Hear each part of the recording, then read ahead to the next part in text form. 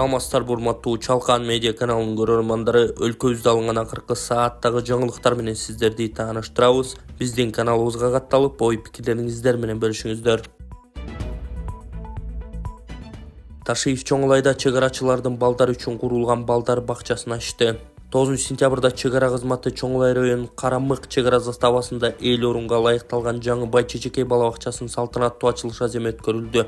Ачылыш аземине УКМКнын төрагасы генерал-полковник Камчыбек Ташиев, Ош облусундагы президенттин ыйгарым уктуу өкүлү Элчибек Жантаев, чыгара заставасынын кызматкерлери жана жаңыдан ачылган бала бакчанын келечектеги тарбиялануучуларынын ата-энелери катышышты. Камчыбек Ташиев мамлекет чыгарачыларга мамлекеттин чыгарасын коргоо үчүн зарыл шарттарды түзүү менен бирге жаш муунга татыктуу келечек камсыздоо үчүн баардык аракеттерди көрүп жатканын белгиледи. Тарыхта биринчи жолу чыгара заставасынын аймагында мектепке чейинки билим берүү мекемеси курулуп иштей баштады. Байчечекей бала бакчасы кыска мөөнөттө курулупту. 2023 жылдын сентябрында капсуласы салынган жана 2024 жылдын сентябрында алгачкы балдарды кабыл ала баштады. Бала бакчада ар кандай курактагы балдар үчүн 3 тайпа каралган. Бала бакчага аскер кызматкерлеринин жана жакын жайгашкан аймактардын тургундарынын балдары барышат. Муну менен катар өлкө жетекчилиги аскер кызматкерлеринин жана чыгара аймактарындагы тургундардын жашоо шарттарын жакшыртууга өзгөчө көңүл буруп жатканын белгиленди. Акыркы 3 жылдын ичинде жаңы чыгара комплекстери, аскер кызматкерлери үчүн турак жайлар курулуп, чыгара аскерлери заманбап курал-жарак жана техника менен камсыздалды.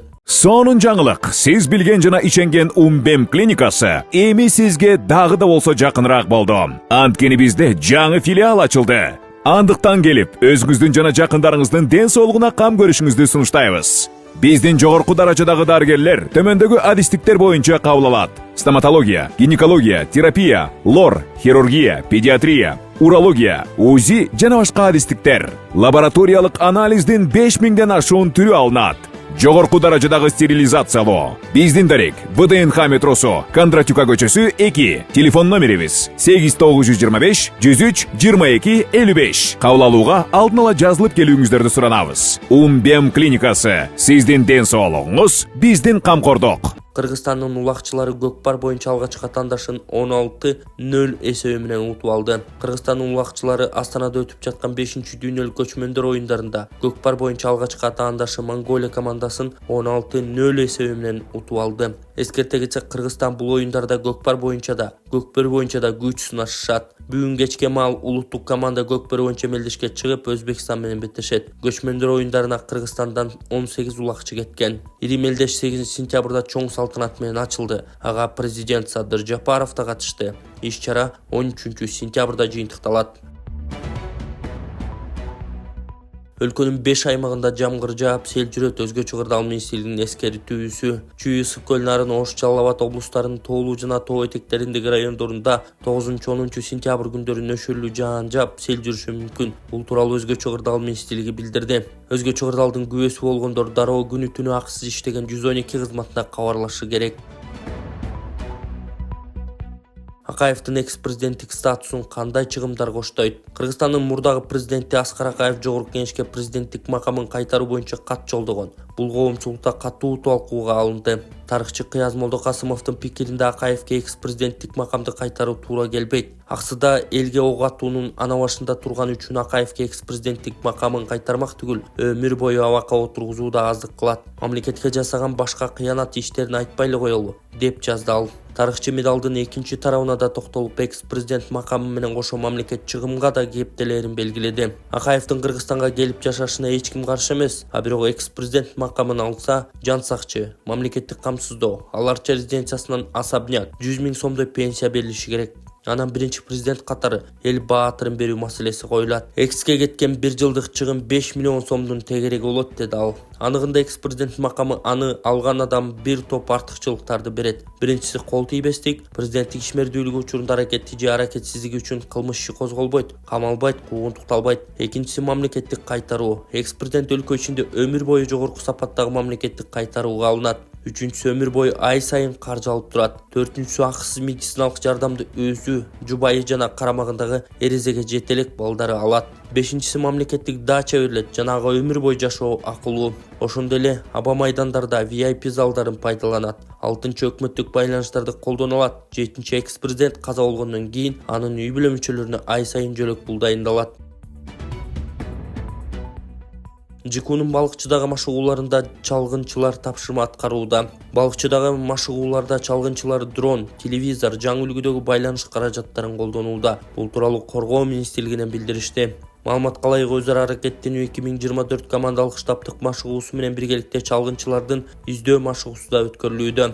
Окуу машыгуунун алкагында чалгындоочу топтор тапшырмаларды аткаруу аймактарына жөнөп кетишти. Алардын негизги максаты куралдуу чыр-чатакты жок кылууда ЖКУнун ыкчам жооп кылуучу жааматтык күчтөрүн колдонуу менен чалгындоонун ар кандай түрлөрүн жүргүзүү болуп саналат деп айтылат маалыматта. Ошондой эле чалгынчылар аба ырайы катаал шарты оор жерлерде тапшырмаларды аткарып жатканы белгиленген. Чалгындоочу топтор машыгуунун жүрүшүндө ар кандай типтеги учкучсуз учуучу аппараттар, тепловизорлорду, байланыш каражаттарын, жаңы үлгүлөрүн активдүү колдонуп жатышат деп белгилешти Коргоо министрлигинен. Издөө 2024 машыгуусунун жүрүшүндө чалгындоону башкаруунун биргелешкен пункту түзүлүп, төмөнкү максаттар алдына коюлган. Комплекстүү чалгынчы жүргүзүүнү уюштуруу, каршылаштын чалгын объектилерине багыттап иш алып баруу, байкоо, тыңшоо, издөө жана буктурма жүргүзүү жолу менен чалгындоо тапшырмаларын аткаруу, алардын чалгындоо органдарынын согуштук жөнөмдүүлүгүн калыбына келтирүүчү аймакка кайтып келиши жана башка. Эске салсак, ушул тапта Балыкчы шаарында командалык штабтык өз ара аракеттенүү 2024, издөө 2024 жана эшелон 2024 атайын окуу машыгуулары өтүүдө. Ага Беларусь, Казакстан, Кыргызстан, Россия, Тажикстан мамлекеттеринен келген аскер кызматкерлери ЖКУнун биргелешкен штабынын өкүлдөрү келишкен. Окуу машыгууларга ЖКУ мамлекеттеринен 1500дөн ашык аскер кызматкери катышат. Анын жүрүшүндө 200 аскер техникасы, анын ичинде 10 авиациялык жана 10 деңиз кемелери тартылган. Шариятыбызда эң көп таргып кылынган нерсе садака бергиле дейт. Ушул өлүмдөрдүн ичинен жагымсыз жаман өлүмдөн, капилет өлүмдөн сактайт деген пайгамбар хадиси бар. Демек дайыма садака берип жүргөн адам жаман акыбалда өлбөйт. Өлүмү жакшы абалда болот. Assalamu alaikum, урматтуу YouTube каналыбыздын көрүүчүлөрү. Мен Эл Үмүт фондунун жетекчиси Болотбек Айдаркулов. Ушул эжекебизге шашылыш келип отурган учурум. Бул эжебиздин абалы күндөн күнгө оорлошуп, кыйналып жатат. Ушул эжебизге $10,000 жетпей турат. Ушул $10,000 Кудайым буйрса сиздердин аркаңыздар менен чогулуп кете турган болсо, эжебиз бутунда турат буйрса деген үмүттө турабыз, дарыланып иншалла. Ушул видеону болушунча таратып, ихсан кылам десеңиздер, М-банк номер Курстанбек Б деп чыгат. Сбербанк блокировка болуп кеткенине байланыштуу мурдагысы. Азыр жаңы койдук, Райым берди Б деп чыгат тугандар. Ошого кеңири өзүңүздөрдүн ихсаныңыздарды которуп көтөрсөңүздөр болот. Алланын ыраазычылыгы үчүн ушул эжебизге колдон келишинче жардам берип кетиңиздер. Эми бул жердеги ситуацияны, бул жердеги акыбалды эч кимдин башына Кудайым салбасын. Сиздердин баарыңыздарга чоң рахмат. Ушул Эл Үмүт фондуна ишенип, ушул эжебиздин жакшы болуп кетүүсү үчүн жардам берип атасыздар. Дары дармектеринде жана башка көптөгөн ушул жерде жаткан палатасына дагы ушул сиздер жардам берип, сиздердин аркаңыздар менен ушул эжебиз ушул жерде жатат. Алла ыраазы болсун баарыңыздардан тугандар. Ушундай суу иште активдүү катышып жүрө бериңиздер. Азыр ушул $10,000 чогулсак буюрса эжебиздин субору жабылат тугандар. Ушул балам бешедесине басып кетсем. Кичинекей балам колума албаган болду. Сүтүмөн бере албады. Садыр Жапаров чиновниктердин маянасын көтөрүүгө мораторий жарыялады. Президент Садыр Жапаров мамлекеттик муниципалдык кызматкерлердин эмгек акысын көбөйтүүгө мораторий киргизди. Өлкө башчынын тиешелүү жарлыгы эркин тоо гезитине жарыяланды. Маалыматка ылайык чечим бюджеттин натыйжалуу жана сарамжалдуу пайдалануу максатында кабыл алынууда. 2024-2026 жылдарга министрликтердин, мамлекеттик комитеттин административдик ведомстволордун, президенттин жана министрлер кабинетинин карамагындагы мамлекеттик органдардын жана уюмдардын, сот системасынын, атайын статуска ээ мамлекеттик бийлик органдарынын, президенттин облустардагы ыйгарым укуктуу өкүлчүлүгүнүн аппараттарынын, жергиликтүү мамлекеттик администрациялардын жана өз алдынча башкаруу органдарынын чектүү штаттык санын жана кызматкерлердин эмгек акысын көбөйтүүгө мораторий белгиленсин деп жазылат маалыматта. Айрым категориядагы кызматкерлердин маянасы президенттин өзгөчө чечими менен көбөйтүлүшү ыктымал экени кошумчаланган. Сокулукта 9-класстын окуучусунун өлүмүнө 16 жаштагы бала шектелүүдө. Сокулук районунда 9-класстын окуучусунун өлүмүнө 16 жаштагы бала шектелип жатат. Бул тууралуу Чүй облустук милициясынан кабарлашты. Өспүрүмдүн өлүмү боюнча маалымат милицияга 5-сентябрда түшкөн. Факт электрондук журналга катталып, текшерүүнүн жүрүшүндө Сокулук райондук милициясында көз жумган баланын классташтары сурак беришкен. Анда 5-сентябрь күнү Комсомол айылында 9-класстын окуучуларын 16 жаштагы бала чогултуп, А аттуу баланы ичке чапкан айтылат. Ал окуучу өзүн жаман сезип, көз жумганы белгилүү болгон. Бул факт боюнча кылмыш жаза кодексинин 280-беренеси Б баштык боюнча иши козголуп, кылмышка шектелип 16 жаштагы бала кармалган деп айтылат кабарда. Тергөөдө кылмыш 130-беренеге ден соолукка оор залал келтирүү өзгөртүлүп, 2 айга камакка алынган. Азыр соттук медициналык экспертиза дайындалып, тергөө улантылып жатат.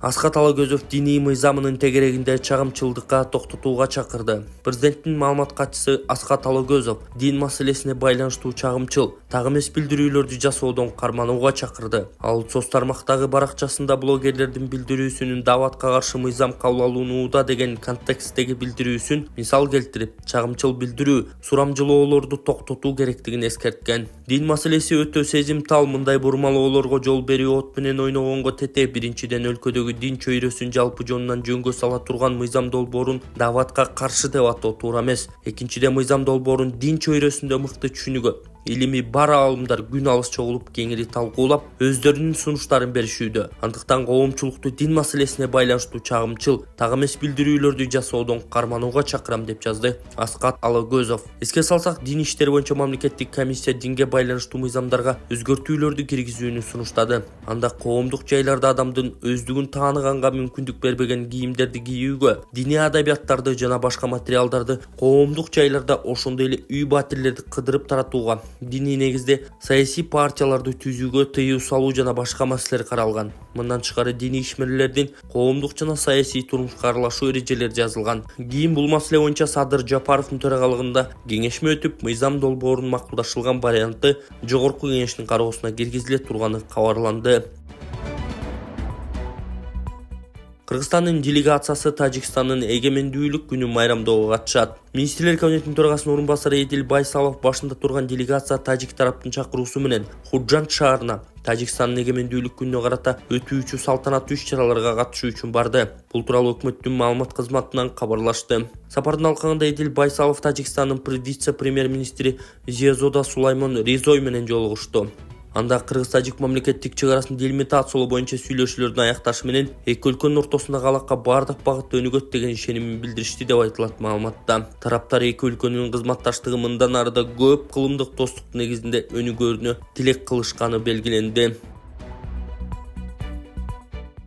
Кыргызстан-Өзбекстан футбол оюнун улам Бишкектин борбордук көчөлөрү жабылат. Эртең Кыргызстан-Өзбекстан футбол беттешине байланыштуу борбордук көчөлөр жабылат. Бул тууралуу Кайгул милициясынан кабарлашты. Маалыматка ылайык, жолдор саат 18:00 баштап футбол бүткүчө жабык болот. Оюн аяктаганга чейин Фрунзе көчөсү Манас проспектисинен Панфиловка чейинки бөлүгү жана Тоголок Молдо көчөсү Чүй проспектисинен Фрунзеге чейинки бөлүгү автоунаалар үчүн жабык болот деп айтылат маалыматта. Эске салсак, 10-сентябрь саат 22:00 Борбор калаанын Дөлөн Өмүрзаков атындагы стадионунда футбол боюнча Кыргызстан менен Өзбекстан курама командаларынын беттеши өтөт. Жумуртканы импорттоого киргизилген чектөө алып салынды. Жумуртканы импорттоого киргизилген чектөө алынды. Бул тууралуу Министрлер кабинетинин 538-токтомунда айтылган. Маалыматка ылайык, чектөө 3-сентябрдан тарта алынган. Эске салсак, Кыргызстанга жумуртканы импорттоого жарым жылга чектөө киргизилген. Мындай чечим жергиликтүү ишкерлердин кайрылуусунан кийин кабыл алынган. Алар ички муктаждыкты толук камсыздай алышаарын айтышкан.